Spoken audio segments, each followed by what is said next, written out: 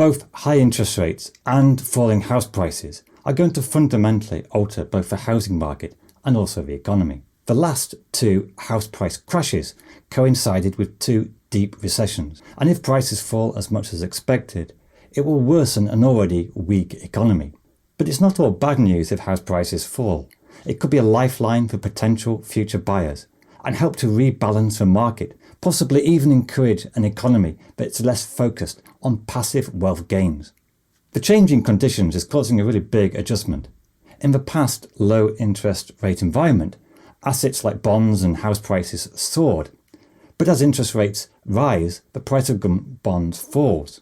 And with house prices already falling, the Resolution Foundation show that the UK has experienced its biggest fall in wealth for decades, and this trend will continue if interest rates remain elevated.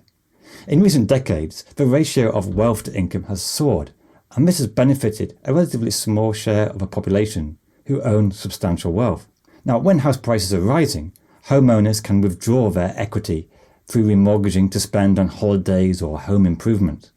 But with high interest rates and house prices falling, equity withdrawal is going into reverse, as people seek to overpay their mortgage. I'm trying to do that myself at the moment. And in the short term, the effect means there will be less disposable income and therefore lower consumer spending. Falling house prices causes a really big dent on confidence and our perceived financial well-being, more so in the UK than anywhere else.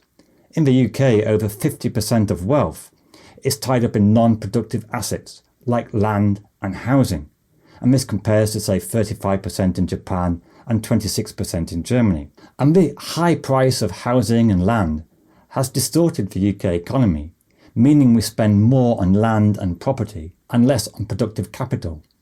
The hope is that if there's a fall in property and land prices, it could free up in the long term a business to invest more in productive capital rather than transfers to landowners.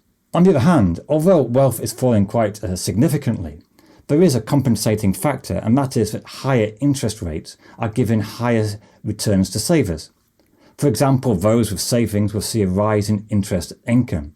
And so far, the Bank of England show has been a greater rise in interest income than there has been a rise in debt payments. And this will soften the blow of a negative wealth effect. But the debt burden will increase in next year as people remortgage to high rates. And also the benefit of higher interest income is mostly felt by wealthier deciles who have a lower propensity to consume. Those on low and mid incomes are much more affected by higher borrowing and higher renting costs, and it's this squeezed middle that will lead to lower spending in the economy. Also, in addition to the negative wealth effect from falling house prices, of course higher mortgage payments are reducing disposable income really quite significantly, especially for recent home buyers. And this is going to cause an increasing squeeze on spending. And amongst workers under 40, this is particularly acute. And this is another factor that will contribute to recessionary pressures in the UK later in this year and next year. Now, some argue that the UK economy has been more resilient than we might have expected. Just last year, the Bank of England were forecasting a long-lasting recession, which has technically not yet materialised. But I do feel this is somewhat misleading, because the economy usually grows at, say, 2.5% a year. But in the UK, GDP has still not recovered its 2020 peak. We're in a period of prolonged economic stagnation, and even another year of stagnating growth or small decline would be very damaging. By the end of June 2023, only 56% of mortgage holders had actually been affected by the recent rise in interest rates, even though they've gone up from 1% to 5%. So in 2024, increasing numbers of households will face the interest rate shock, and they could see higher mortgage payments of up to more £500 a month. And this will hit both the economy and the housing market. The problem is that as households struggle with higher interest rate costs, with falling prices, they also face the risk of negative equity, a deeply problematic combination. Now, it is true that many households who bought houses in the early 2010s have built up relatively good equity levels. Equity in housing is in better shape than in, say, 1990s or 2000s. But it doesn't alter the fact that for recent buyers, there's a real risk of negative equity at the same time as crippling increase in mortgage payments. Another problem with falling house prices is that it is adversely affecting construction. Already there are signs of a slowdown in housing market starts, causing construction to be put on hold, with new builds falling and private house builders holding back as they struggle to sell in the weak market. Despite frequent government promises to build more houses, the government's change to make council targets advisory rather than compulsory is very significant. The problem is that inflation and a shortage of skilled workers has pushed up housing build costs, and combined with relatively weak first-time buyer, there's less incentive to build. And this is worrying for the long term. Now, although the role of supply is sometimes exaggerated, in the long term the UK does need to build more houses, especially to deal with a shortage in the rented sector we see at the moment. So a housing crash, a prolonged decline in prices, would adversely affect private building, which we desperately need for long-term affordability and supply. Now, falling house prices is not all bad news. It's really good news for potential home buyers. One forecast is for the ratio of house price to income to fall from 8.9 to 5.1, through a combination of both nominal house price falls and rising nominal wages.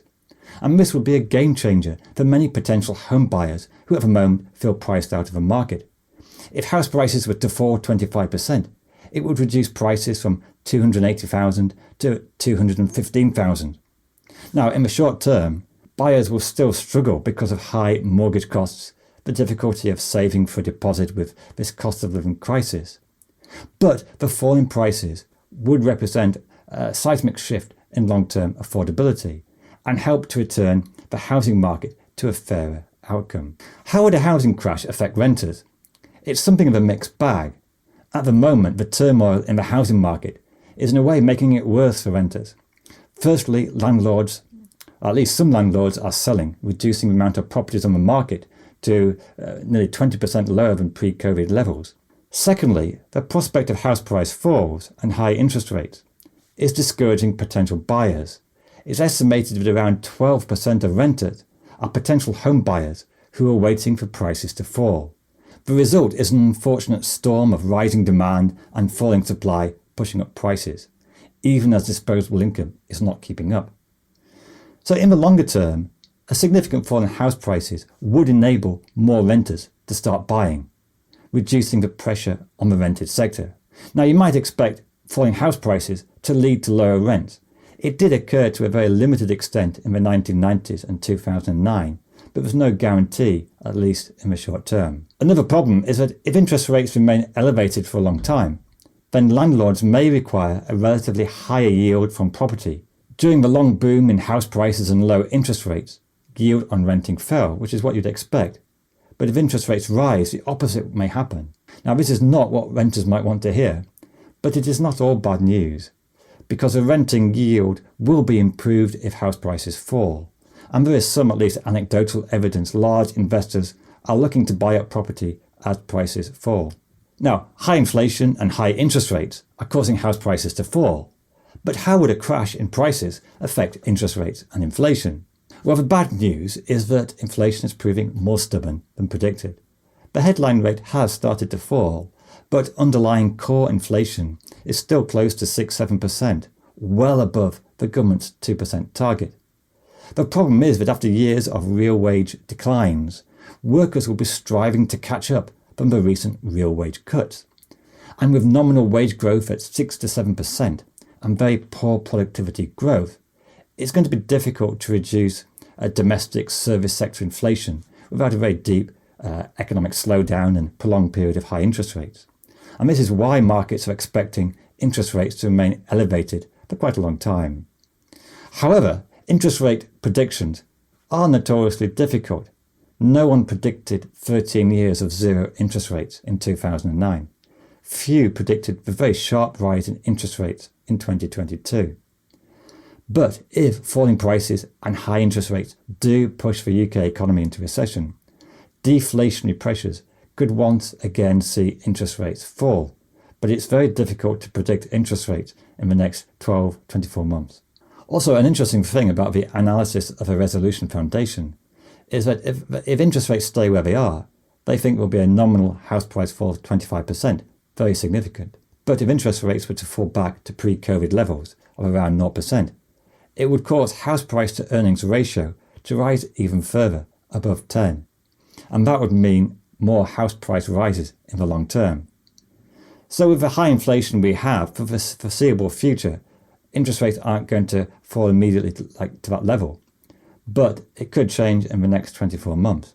How vulnerable is the banking sector to house price falls? Banks are better capitalised than in 2008, when some needed government bailouts. And the recent boom in house prices was not due to the ultra-risky mortgages we saw in the 2000s, but just simply very low interest rates. Correspondingly, a smaller share of households are at risk of default than in the past. Banks are currently well capitalised and making very high profit. And so far, banks have actually profited from rising interest rates, with lending rates rising faster than saving rates. However, some financial institutions have been caught out by the unexpected rise in interest rates. For example, Credit Suisse and Silicon Valley.